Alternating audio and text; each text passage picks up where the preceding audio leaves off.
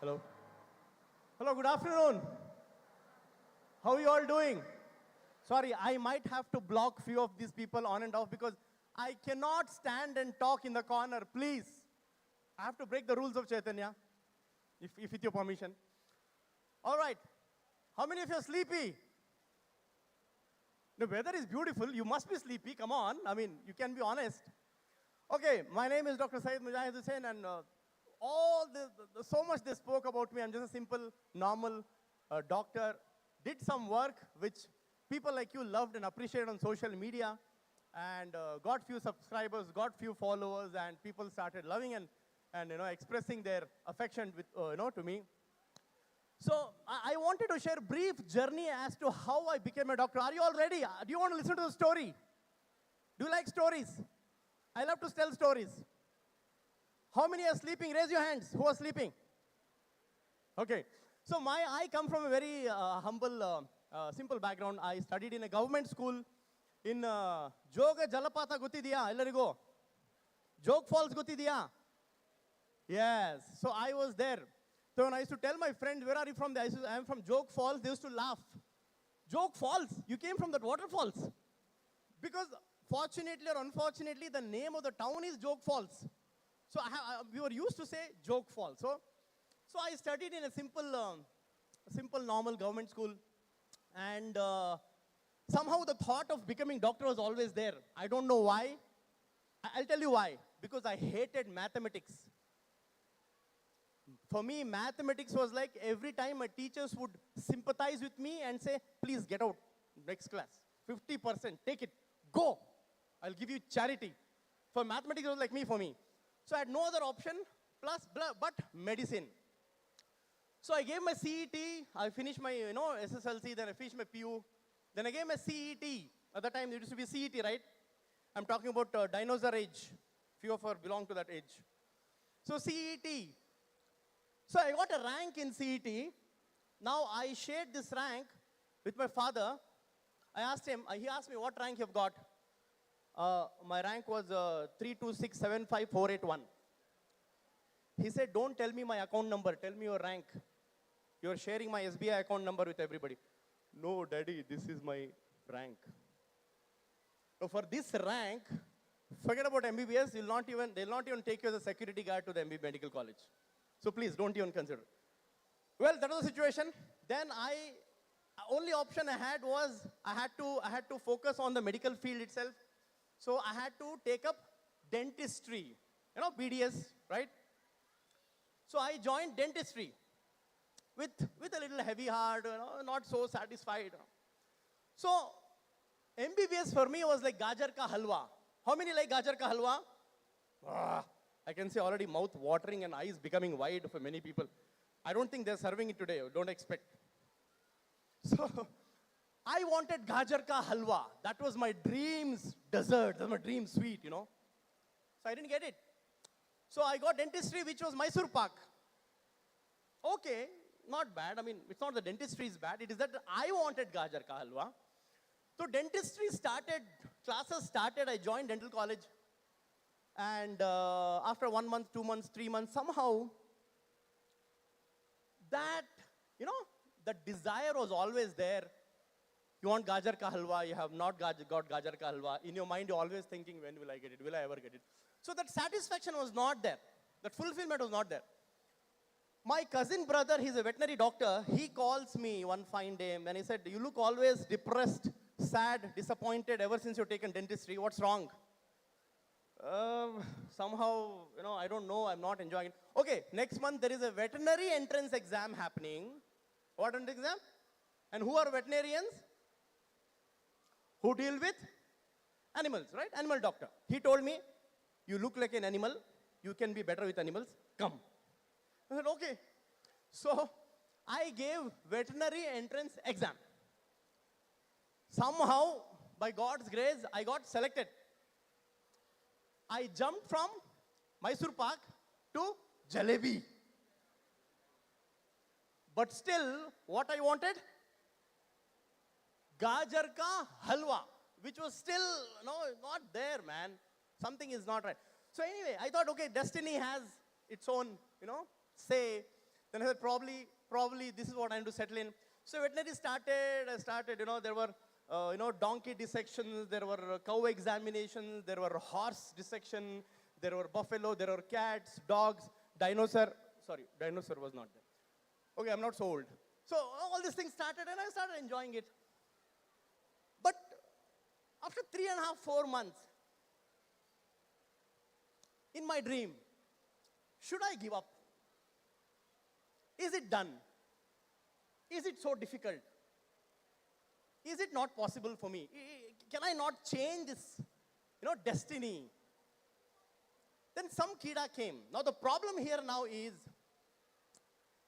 already from dentistry I have jumped to veterinary, so-called jalebi. Now I'm thinking of considering medical again, thinking of giving CET again. I wanted to join coaching classes desperately while I'm pursuing my veterinary classes. If I tell my father, he will make me an animal for dissection for the veterinary college, free. He will say, you keep this boy, experiment on him, this body is free for you. He'll donate me to the veterinary college. I couldn't tell him. I wanted to join some coaching because I needed some help, because obviously it's been like 8-9 months, I had lost touch with the subjects.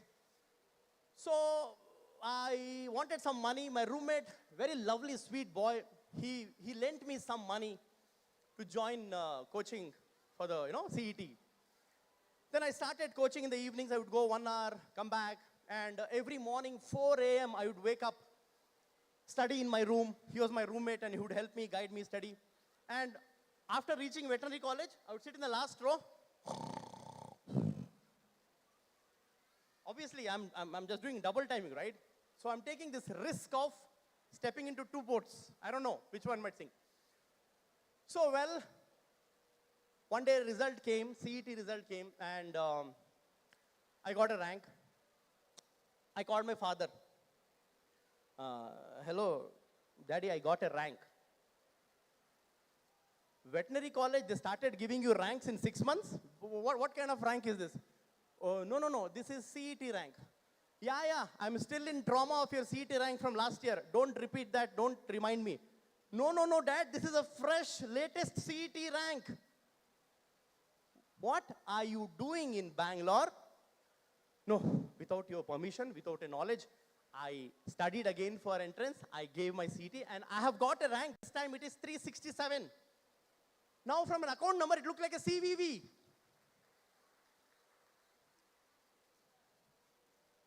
Then of course, he was in shock. He was surprised. Then I joined MBBS in MS Ramaya. I finally got my Gajar Ka. So why am I sharing this story is not to, do some bragging or not to, describe my great journey, nothing like that. It is just to encourage you all that every child has got some unique characteristic in him or her. You agree with me?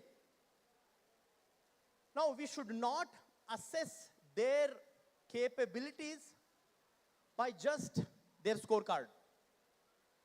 If you look at that, my PU score in the first time was 86%.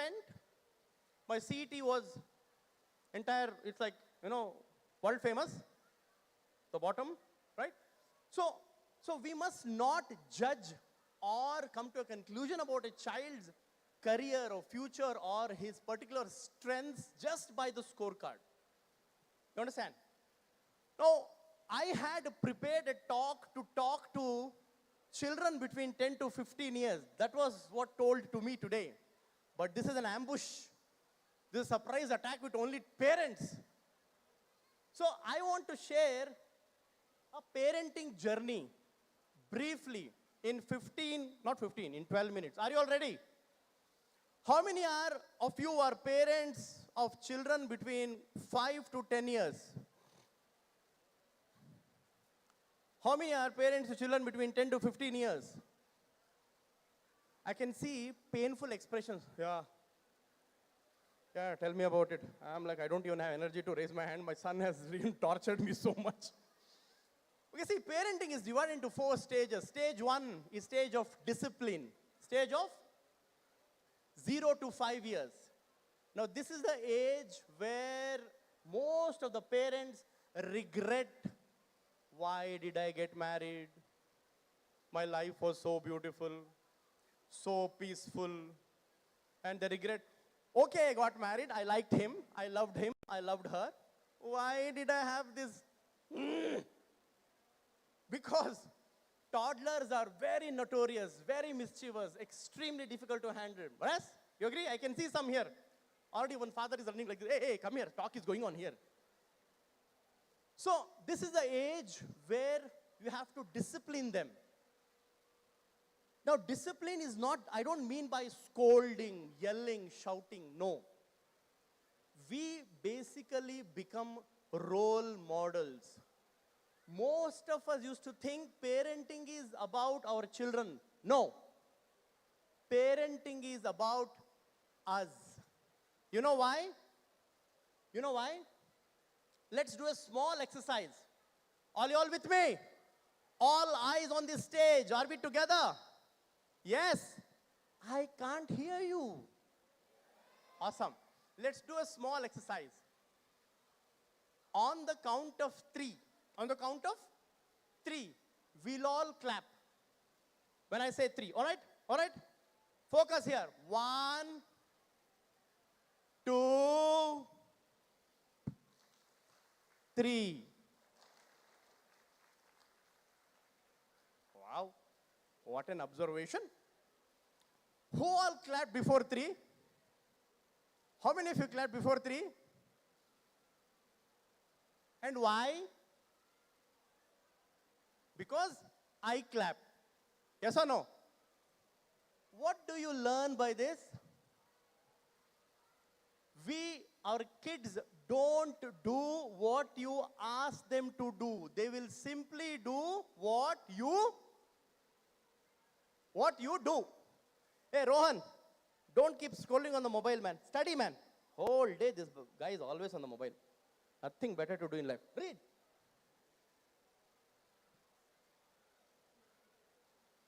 Hey, Rohan, you're not eating vegetables, yaar. And you're enjoying your French fries and pastas or I don't know what. So we think our children will just follow us, whatever we say. No, my dear friends, dear parents, ladies and gentlemen, till you are not married, probably you are like an unbridled horse or a donkey or a buffalo or whatever. The moment you get married, you have some responsibility, some accountability, some ownership, right? Now, the moment you are a parent, you have to change. There has to be a paradigm shift. We don't want to change. We want our children to change. We want our children to have all the good habits, all the great habits, all the disciplined behavior, but we don't, that doesn't help, doesn't work. First and foremost, if I do not have the habit of waking up early and doing some jogging, exercise, gymming, don't expect my son when he's a teenager to do that. You understand? So discipline is about us. Now stage 2 is stage of training. Now here, the child is already going to the school.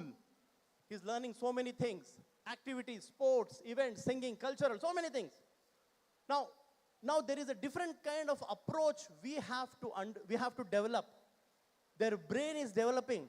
There is a part of a brain called as amygdala. What is that? Amygdala. Amygdala is a part of the brain which is responsible for functions like anger, pleasure, fear, which is peak in about 8 to 11-year-old children. They are driven by their emotions. They just abruptly react, they panic, So we have to deal with them. Let me tell you something.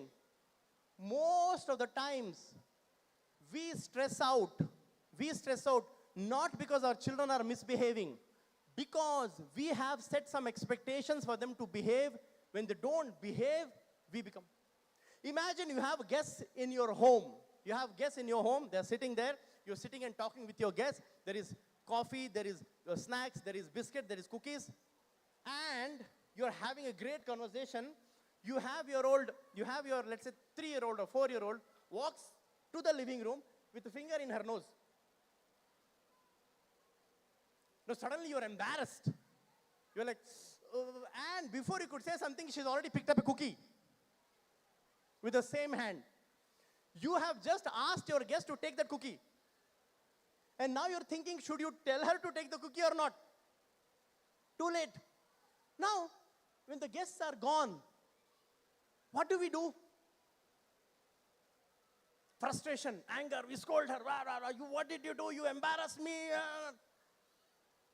No, please understand, it is our reaction which is more dangerous than their behavior. We have to learn to respond, not to react. Reaction happens in chemical lab. We must calmly understand, talk, and feed that thought to their brain, not to yell and shout. It doesn't work. Yeah? So stage of coaching requires us to become a role model. If you want your child to learn guitar, he or she does not want to learn guitar, you know what you have to do? You have to join classes with her. You have to be there. Yes, let me play chess with you. Come on, let's learn chess together. You can't dictate terms. Things are changing. Yes or no? It's not like earlier. Earlier, if I used to say something to my dad, he used to play one game with me. One game. He used to call me to the room. He has a very nice leather belt. And the game is, I'm the target. I have to escape. He will strike. How many points he'll get, how many points I'll get. We used to play that game. And every time after that game, I used to come out of the room like Michael Jackson. Little, physical exercises. So those days are gone, right? We cannot. Physical corporal punishment doesn't work. Stage 3, stage of coaching. After training comes coaching. Now here, it's a one-on-one talk with your children. It's a healthy conversation with your children. It's a mutual respect with your children. It is more of listening, less of talking. You have to be here like a cat. How many of you have cats at home? Cats. How do they behave? They don't come and snuggle. They don't come and, rub you around. They're just sitting there. They want you, but they don't come and jump on you. How are dogs? They just come and sit on your lap. So till about 8 to 10 years, you can be like a dog. You can snuggle. You can go push him, hug her. No, hey, tell me what's happening. After 12, 13 years, you have to be there. You have to guard them. You have to watch them. But be like a cat, right? So stage of coaching, where you have to watch your words, watch your actions, and do more of listening. Last stage is stage of friendship. Which is that stage? 18 and above. Here, no coaching, no training, no discipline, no drama. Nothing. They will tell you what to be done. They will tell you how life is. They will tell you what careers are. They will tell you how weather is going to be. They will tell you how the world will change. They will tell you how you are behaving. You understand? So 18 plus is going to be friendship only. Nothing else works here, okay? So before I wind up, I want to tell another story. Another very, very powerful, very important story. This one man was walking in the garden. He saw this caterpillar who had become a butterfly struggling to come out of the cocoon. You understand, right? Life cycle of a butterfly. This is struggling to come out of the cocoon. It is trying to. So this man stood there for 2, 3, 5 minutes. He was like, my God, he's going through such a struggle to come out of it. Can I do something? What he wanted to do was, he wanted to facilitate the process. He took a pair of scissors. He cut the cocoon open. What did he do? Then he said, oh, great, let me see now. No, within a couple of seconds, the butterfly came out. He felt very happy. He felt as if he has done something great in life. The butterfly came out, and now he's waiting for the butterfly to fly. Unfortunately, the butterfly was sitting on the ground without flapping its wings. Why? Why do you think so? Because the entire life cycle has been designed by nature in such a way that the very process of that caterpillar becoming butterfly, when it pushes against the cocoon, it pumps a chemical into the wings of the butterfly, after which the wings become strong, then the butterfly can fly on its own. By bypassing that process with a hope to help the butterfly, this man has actually handicapped and crippled the butterfly for life. How do we extrapolate this situation in our lives? We want to make our children's life easy. I can't solve this problem. Okay, sit, let me help you. Let me solve it for you. Mama, I can't wear my bag properly. Come on, let me help you. I'm a Superman. Oh, I can't wear my shoes. Let me help. You jump. Mama, this friend, he's been fighting with me in the school. Let me come and talk to that friend. We are, without our knowledge, ladies and gentlemen, handicapping our children. Let them face the challenges. Let them understand the problems. Let them face the hurdles. Let them overcome. Let them learn how to overcome. Because that is how from an ordinary, they'll become extraordinary. That is how leaders are born. Bad roads will make a best driver. Easy choices, hard life. Hard choices, easy life. So with that, I want to pass one last message. Do not think of raising happy children. We want to raise happy children. No. Think of raising resilient children. Think of raising children who are problem solvers. Because when they're grown up, remember, you are not going to be there. They have to face every challenge, every hurdle, every brutality, every predicament of this world on their own. We are not going to be there. So let's raise resilient children who can outgrow the problems, empower them that. Thank you so much for being such a lovely audience. Thank you so much for giving me an